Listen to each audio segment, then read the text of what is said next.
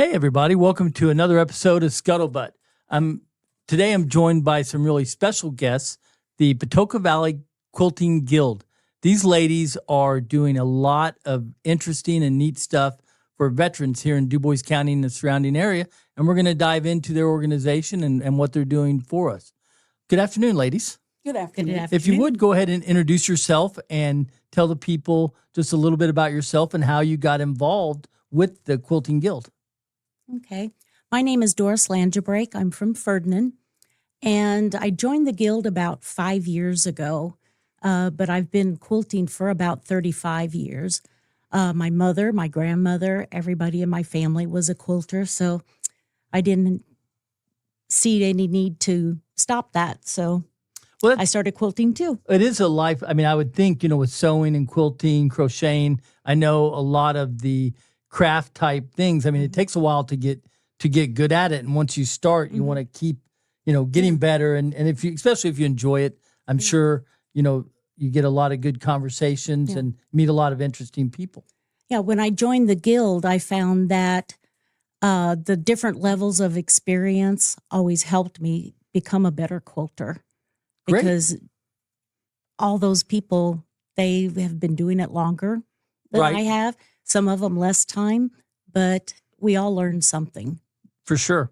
And Sandy, what about you? How'd you get involved with all this? Well, I've got a friend that has since passed. It was Donna Shirley. She was one of the beginning people that helped on the Quilt Guild. And she kept bugging me about it. And I finally I decided to go ahead and do it after I'd seen another lady doing applique, which is basically a no word in quilting land. But I thought it was interesting.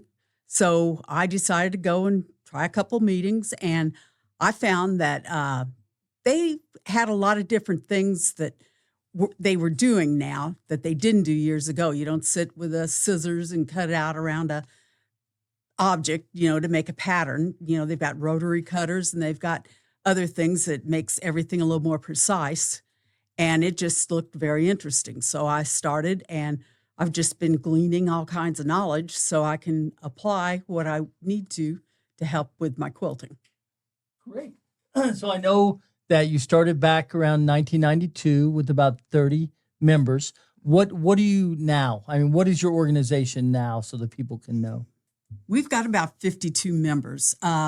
It varies from year to year, but we at one time had upwards of like 85 members or so. But over the years, people have passed away. People they move away. Life and family ends up keeping them from, participating as much as they want. So, a lot of younger women ends up, they've got kids that's more active in sports. So that limits the time that they've got. But eventually, they probably will start back at the Guild. Right. Well, I mean, again, like a skill or a hobby that we do, and you learn, you may not do it for a couple of years and then you jump back in it and you can go in and out because, again, like you said, you have those skills and it's once you get to a certain level, it's not something you're going to forget. So overall, how do you help support the community? We have a number of programs that we do. One of our main focuses, of course, is to keep the art of quilting alive in the community and teaching future generations the skills to do that. And then we also offer educational resources for our members. And our biggest thing is supporting the community. We participate in the Heritage Days at the Dubois County Museum. Right. That's when they bring the fourth graders in from all the schools and they get to learn about quilting. And they also get the chance to design and make a quilt out of paper. Neat. So it's a lot of fun for them. And the kids they're so good. They ask a lot of questions. They're really interested in it. So nice. It's a great program. And then we also partner with the Dubois County Art Guild, and every other year we host a exhibit at the Tin Clark Cultural Center of the Quilt Guild's members' quilts. Right. Now this year, I think I remember reading that this was a special year. Yes, it was. Yes, it Can was. you go Dave. into that a little bit? Yeah, this was the 30th year that we've had quilts up. And you for pick this. a member to display and honor, All of our members can display their quilts. Yeah, You know, not some just of them one. bring 2 or 3, some of them bring 5 or more, and they range from the traditional quilts from many years ago to newer, more modern patterns, and some of them are landscapes, some of them are portraits. One of our quilters is very good at doing animals. right now. And we can sell them also. The exhibit Quilts. shows you which ones are available for sale. So I was going to say that was going to be my next question was at these exhibits and stuff. Do you ever have someone's like, I have got to have that quilt. It doesn't matter, what it takes. I want that quilt in my house. Yes. I know that, quilting's a big thing for church picnics and different things Mhm. for fundraisers, and people get their eyes set on a certain quilt and they'll do just about anything, to be able to obtain it, to even, buy it from the person who won it or, Yeah. whatever it takes as a donation to have that quilt Yeah. because they really are beautiful.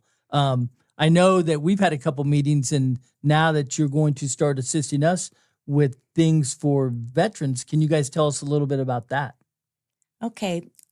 We did the Comfort for Kids program Right? is how we got started, and the members make quilts for several organizations in the county, and the Cancer Center, Crisis Connection, several other child advocacy programs, police departments, fire departments, the nurses' offices at various schools in the area.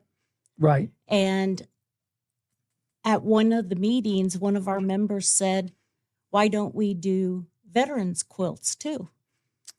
And it was pretty much a unanimous decision. Everybody wanted to participate. So they started making quilts, and we've done a few of them. You have. But And this was relatively new program for us. well, when I was they reached out to me. I don't know if it was Jane or Jane Sandy. Heidelbeck did. Yes. Reached out to me initially. And we had some meetings and came up with some different ideas because of what we do here with Mind, Body, Soul Corporation and other veterans organizations through the Dubois County Veteran Council and the VSO here in Dubois County. We have a really active program, and for sure there's a need because, again, the quilts and things that you make are such a comfort to people at different Yes, they times in are. their life. You have people that are, bed bound or in a wheelchair or, had a tough time, and something like this goes a long way to help just, soothe the soul and calm your mind and understand that there's other people and other organizations out there, not just for veterans, but for anybody, that there's other people that care. So I think that's a really, really key part. So with your current membership, with 52 or so members, how do you go about obtaining new members to maintain this momentum you have? We spread the word mostly. If you meet someone that is a quilter, we invite them to join. We get a lot of interest from the exhibit at the Tin Clark Center. Right. And recently we had quite a few people that just came, they heard about it, and they saw the minutes that we publish in the local papers, Right. and they came to see what it was all about and paid their dues, and now they're quilters at the Guild. Now, with that said, as far as your minutes in the local paper, when do you meet? We meet once a month on Tuesday, the first Tuesday of the month at the Ferdinand Community Center, It's 7:00. 7:00. Perfect. And if you come at 6:30, we have a little Social hour social, before. basically. Yeah, some social time. Perfect. And people bring things that they no longer need, and we kind of trade off. Okay. Well, with that said, I know we put your contact information on the screen, and we hope people will take advantage of this, especially if you're into sewing and quilting. And even if you're not, just a way to support the worthy efforts that Right. you do, for the community, not just for the veterans organizations, but for the community as a whole. Yeah. So thank you for joining me today, and it's been a real pleasure. And I know we all look forward to working with you. Yes. And we appreciate the opportunity. Thank you so much.